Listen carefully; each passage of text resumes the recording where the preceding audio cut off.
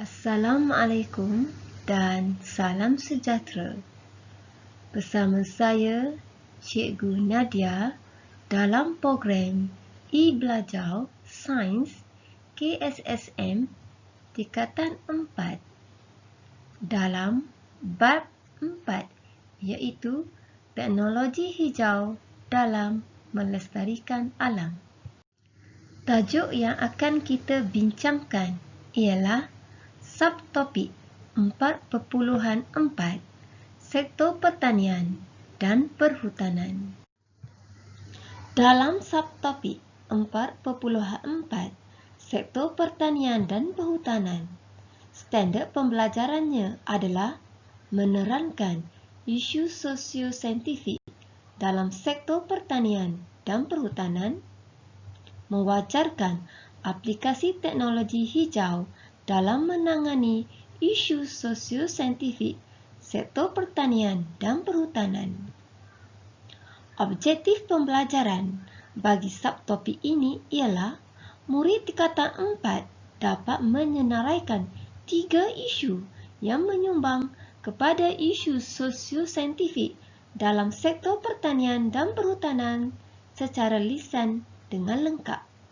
Yang kedua, murid tingkatan 4 dapat mencadangkan sekurang-kurangnya 2 cara menangani masalah dalam isu sosio-saintifik sektor pertanian dan perhutanan berpandukan contoh-contoh yang telah diberikan oleh guru dengan jelas.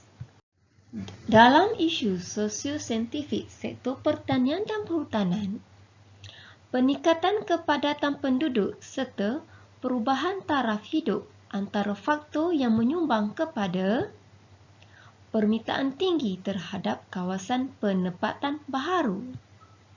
Yang kedua, bekalan makanan yang mencukupi. Yang ketiga, hubungan laluan pengangkutan yang baik. Tetapi, tahukah anda semua ini boleh menjadi bencana yang dahsyat jika tidak dikawal? Isu 1. Penerokaan hutan. Tahukah anda jika penerokaan hutan berlaku tanpa kawalan akan mengganggu kitaran gas di bumi, di mana penukaran gas karbon dioksida kepada gas oksigen hanya berlaku semasa tumbuhan menjalankan fotosintesis. Penembangan kawasan hutan dan pokok-pokok balak bagi pembukaan tanah adalah untuk penempatan, pertanian, pembuatan perabot dan pembuatan kertas. Kesan jika penerokaan hutan tidak dikawal akan menyebabkan tanah runtuh. Yang kedua, banjir besar. Yang ketiga, kepupusan flora dan fauna. Isu kedua, pembakaran terbuka. Pembakaran terbuka merupakan satu langkah mudah yang diambil oleh petani untuk membersihkan kawasan ladang. Namun begitu, pembakaran terbuka mempunyai kesan buruk seperti jerebu yang teruk, menjejaskan kualiti udara seluruh negara dan juga melibatkan negara jiran. Isu ketiga, penggunaan racun serangga dan baja kimia. Penggunaan racun serangga dan baja kimia akan menyebabkan tanah tanaman tercemar. Kedua, keaksidan tanah meningkat menyebabkan tidak sesuai lagi untuk pertanian. Ketiga, bahan kimia diserap oleh tanah akan mengalir ke sungai dan menyebabkan pencemaran sungai berlaku. Aplikasi teknologi hijau dalam sektor pertanian dan perhutanan. Pertama, merawat dan memproses kembali sisa pertanian untuk dijadikan baja kompos.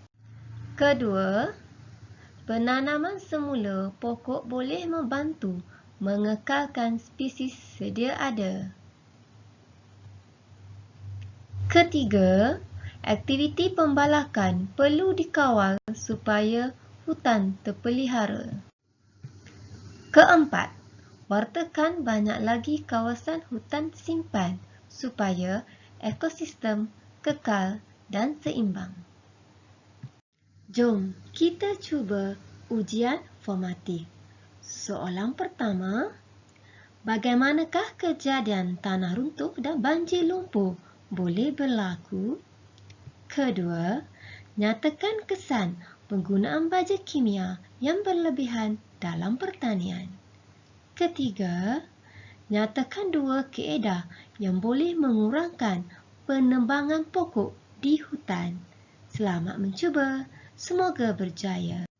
Terima kasih diucapkan kepada Jabatan Pendidikan Negeri Melaka, Majlis Guru Cemerlang Melaka dan guru-guru sains Negeri Melaka.